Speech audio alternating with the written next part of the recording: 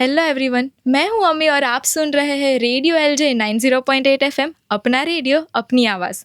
और आज हमारे साथ है बोर्ड ऑफ कल्चरल एक्टिविटी के इंटर्न्स। तो आइए उनसे बात करते। आपका नाम क्या है?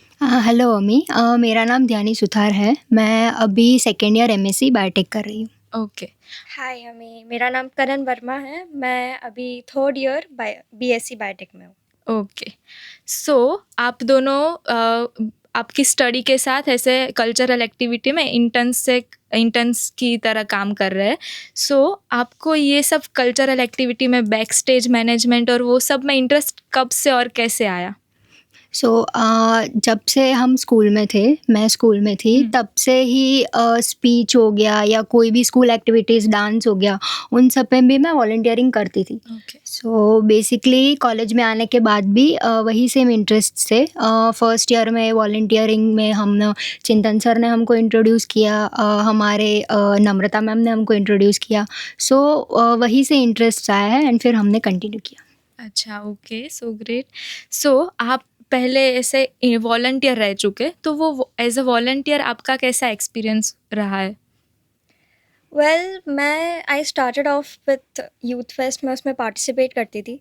उसके through I got to know about the management and उसमें हम एज वॉलंटियर्स भी रह सकते हैं। It was quite fun because I had good group mates, I had good seniors, okay. So it was quite a easy going event as well. अच्छा, ठीक है।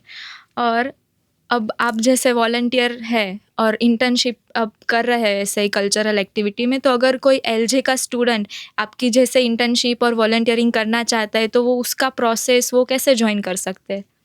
Okay, सो LJ university में हर एक डिपार्टमेंट में there is one faculty member of board of cultural activities. आप कोई भी जिसको भी इंटरेस्ट है वो उन्हें अप्रोच कर सकता है। Okay. They can join in first as volunteers.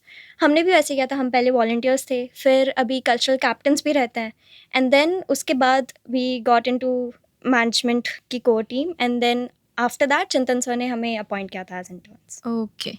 So the main question कि आप एज ए इंटर्न कितने टाइम से जुड़े हुए हो और क्या क्या काम रहते हैं वहाँ पे आपके? मैं अपने बीएससी के सेकेंड ईयर से cultural activities and cultural committee में रहती हूँ। एंड फर्स्ट मैंने जब चालू किया तब हमने डे सेलिब्रेशन से चालू किया था। फिर जब मैंने स्टार्ट किया तब इंडिविजुअल डिपार्टमेंट के एनुअल फंक्शंस होते थे, जैसे हमारी बीएससी का स्पेक्ट्रा था, तो मैंने उसमें वॉलंटियरिंग की। फिर उसके बाद पूरी यूनिवर्सिटी का एस्केप चालू हुआ, तो उसमें वॉलंटियरिंग की। एंड ऐसे ऐसे करते फिर अभी ऑलमोस्ट 4 साल हो चुके हैं वॉलंटियरिंग करते करते, एंड अभी हमको इंटर्न अपॉइंट किया है। और आप कब कितने टाइम से जुड़े हुए हैं? मुझे ये अब मेरा सेकेंड ईयर है। फर्स्ट ईयर में I was working as volunteer cultural के साथ, वो उसमें हम कॉलेज के थ्रू थे। अभी हमारा एज इंटर्न्स हमारा यूनिवर्सिटी लेवल पे रहता है। ओके। और आप जैसे स्टडी भी कर रहे हो और यहाँ इंटर्नशिप, तो वो दोनों का टाइम मैनेजमेंट, सब काम और वो सब कैसे मैनेज कर लेते हैं? जब स्टार्ट किया था तब तो एज वॉलंटियर्स किया था। बेसिकली हमको हमारे डिपार्टमेंट का देखना रहता था, तो वो आसानी से हो जाता था। फिर जब यूनिवर्सिटी लेवल पे किया, जब बोर्ड ऑफ कल्चरल एक्टिविटीज़ के साथ आए, तब स्टार्टिंग में थोड़ा हार्ड था क्योंकि लेक्चर्स, लैब, काम सब रहता था। लेकिन फिर सब बहुत ही सपोर्टिव है।